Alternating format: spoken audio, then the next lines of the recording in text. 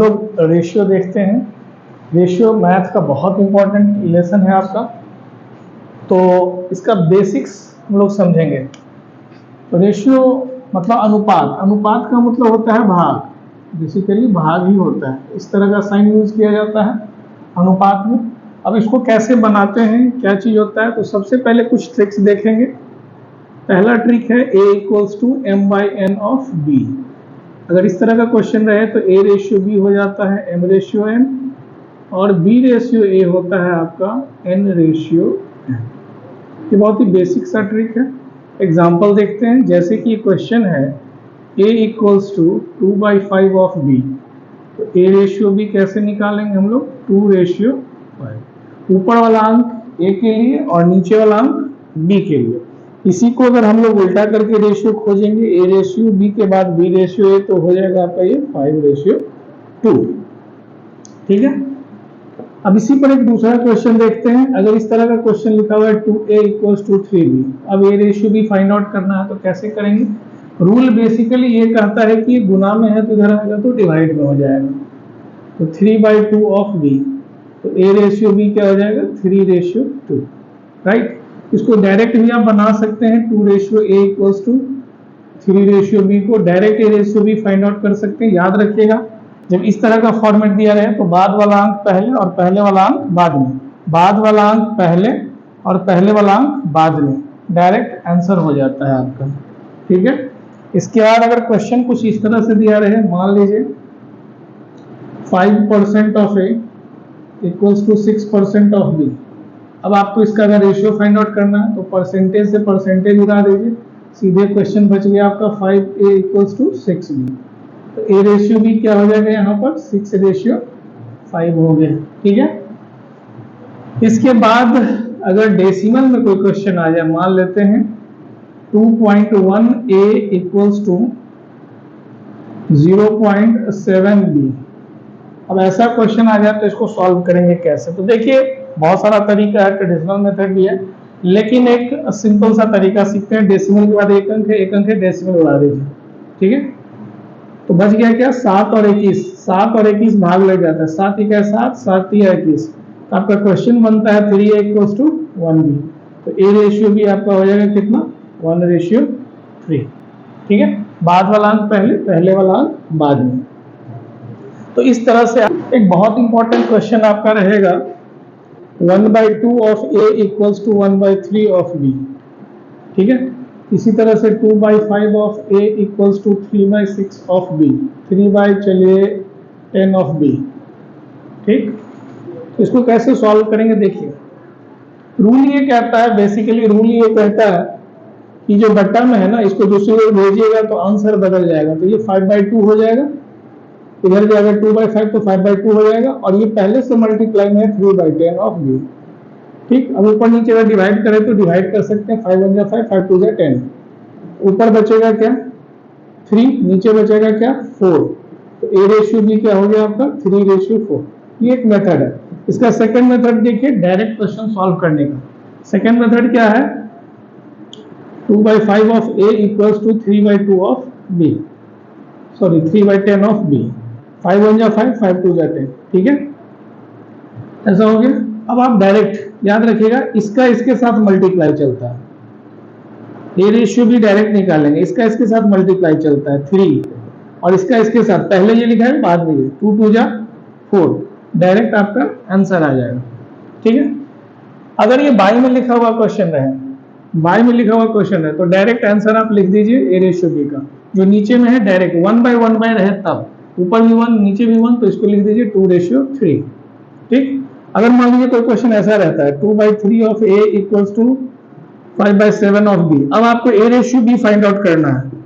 तो देखिए ध्यान से, बहुत ही सिंपल सा तरीका है। इसका इसके साथ गुना कर दीजिए फर्स्ट स्टेप में, 3 को 5 से गुना करेंगे 15, और इसका इसके साथ कर लीजिए 7 दूनी 14। जैसे कि मान लीजिए 0.2a equals to 0.23 of b, चलिए 2/5 ऑफ b। अब a ratio b find out करना है। तो देखिए यहाँ पर डेसिमल के बाद एक अंक है, यहाँ 2 अंक है, तो इसको आप बैलेंस करिए। बैलेंस कैसे करिएगा भाई, तो आप इसको अपने मन से लिख सकते हैं 0.20 ऑफ a इसको लिख सकते हैं 0.25 ऑफ बी। ये डायरेक्ट आप ऐसा लिख सकते हैं, डेसिमल का 0 लगा सकते हैं आप आराम से, कोई दिक्कत नहीं है। फिर दशमलव के बाद 2 अंक 2 अंक दशमलव खत्म हो गया। फिर 5 के पारा से कट जाएगा, ये 4 बार में और ये 5 बार में, है ना। तो आपका क्वेश्चन बन गया 4a = 5b। तो a रेशियो b क्या हो जाएगा, बाद वाला अंक पहले और पहले वाला अंक बाद में। ठीक, इसी प्रकार से क्वेश्चन और भी आता है, p + q का 50% बराबर है p - q के 60% का। मान लीजिए ऐसा कुछ भी सवाल है ना। तो इसको कैसे बनेगा, दोनों तरफ परसेंटेज उड़ा दीजिए, दोनों तरफ 0 उड़ा दीजिए, मल्टीप्लाई कर दीजिए। 5 का p के साथ 5p + 5q, इधर हो जाएगा 6p - 6q।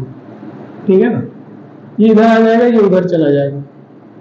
समान जाति समान वेरिएबल एक तरफ रहता है, तो 5p में से माइनस चला जाएगा 6p, और इधर प्लस है उधर जाएगा तो माइनस हो जाएगा, ये 5q, ये पहले से है 6q।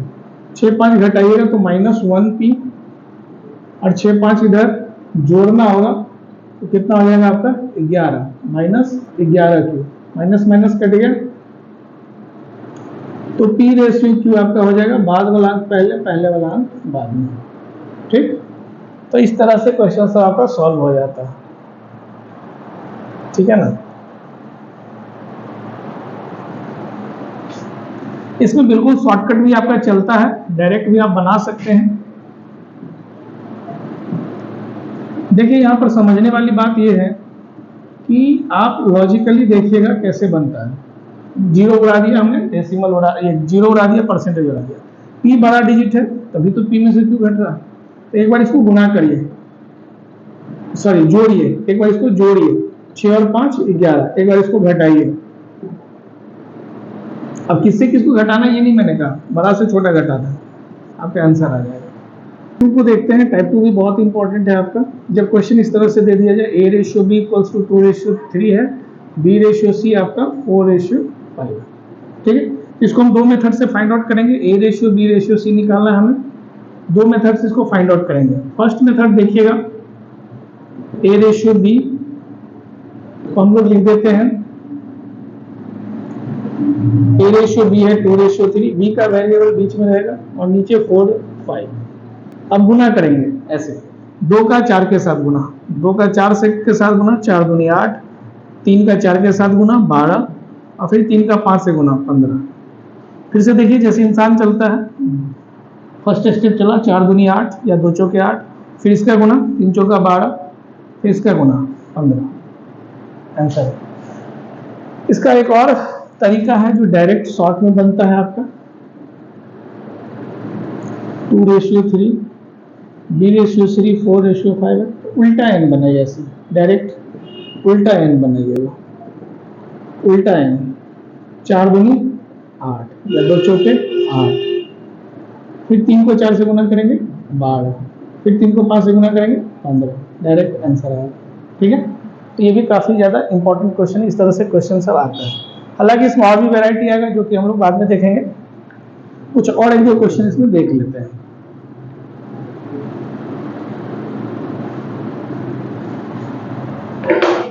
अगर मान लीजिए a/b दिया हुआ है 3/4 और b/c दिया हुआ है 4/5 और आपसे a/b/c फाइंड आउट करने के लिए कहा जाए। ठीक है, तो वो मेथड जो हमने अभी 2 ठो सीखा है उससे तो बनता ही बनता है। आइए इसमें कुछ और भी लॉजिक लगाते हैं, कुछ और भी कॉन्सेप्ट को ध्यान से देखते हैं। अगर यहाँ से देखेंगे कॉमन फैक्टर b है और यहाँ पर देखिए कॉमन फैक्टर जो है ना वो सेम है। जब कॉमन फैक्टर सेम हो नंबर वाइज तो डायरेक्ट आंसर होता है। डायरेक्ट आप लिख सकते हैं 3/4/5 आंसर है।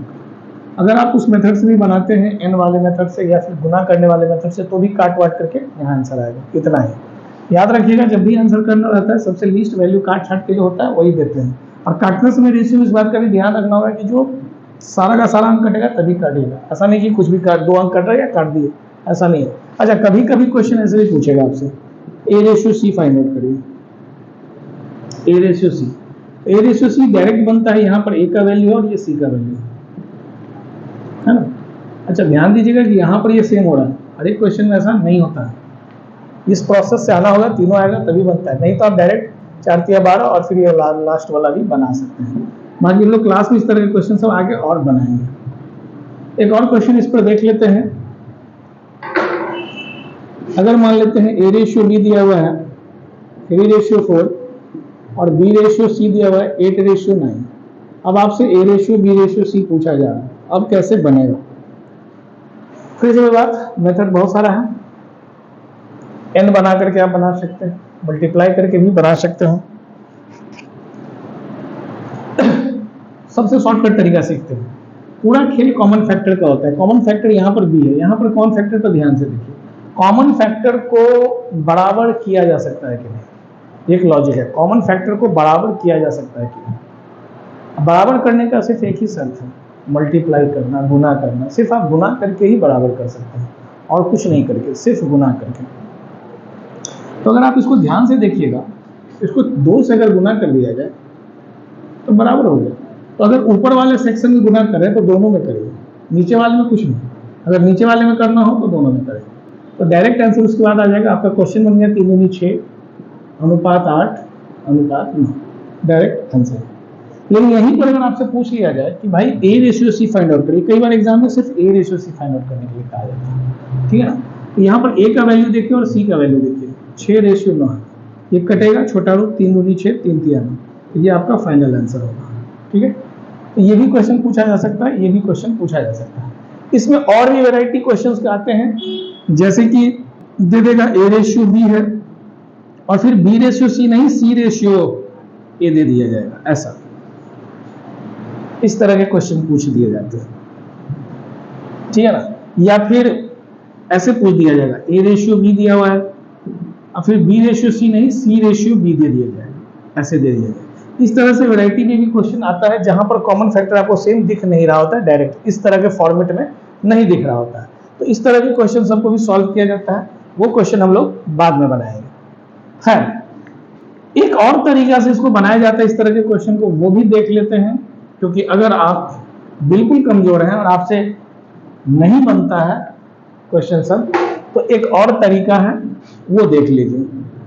ये है एकदम सेफ जोन में, आप बना सकते हैं आराम से। 2:3 है, बी रेशियो सी अगर मान लीजिए 4:5 है, आपसे A ratio B ratio C अगर पूछा जाता है तो आप डायरेक्ट नहीं बना पा रहे हैं, शॉर्ट में नहीं बना पा रहे हैं, एन लेकर के उल्टा एन लेकर के नहीं बना पा रहे हैं, तब भी आपके लिए एक उपाय है और वो देखिए क्या है। आप इसको ऐसे बनाइए, एबीसी आपने लिख दिया, बॉक्स बना करके थोड़ा टाइम लगेगा, लेकिन ये उन स्टूडेंट्स के लिए जिनका बेसिक्स बिल्कुल ही कमजोर है। अब बिल्कुल कमजोर है बेसिक्स, तब तो फिर मेरे ही पास आना पड़ेगा पढ़ने के लिए। अब देखते हैं यहाँ पर ए रेशियो बी, यहाँ पर लिखा हुआ है 2:3, बी रेशियो सी नीचे लिख दीजिए दूसरे लाइन में, और यहाँ पर आपका आंसर का डिपार्टमेंट होने वाला है, ठीक है। ऐसा हमने ए बी के नीचे ए बी लिख दिया, बी सी के नीचे बी सी लिख दिया। अब जो बगल में खाली प्लॉट है उस पर ध्यान दीजिए। अगर आपके घर के बगल में खाली प्लॉट होगा तो उस पर कब्जा करने आप ही जाइएगा, ये ह्यूमन नेचर है, जो कि बिल्कुल गलत बात है। तो यहाँ पर अगर खाली प्लॉट है तो ये वेरिएबल यहाँ आ जाता है 3, और यहाँ पर इसके बगल वाला आ जाएगा 4, ऊपर वाला नहीं बगल वाला। अब इसके बाद बस मल्टीप्लाई करना है, 2 को 4 से गुना करेंगे।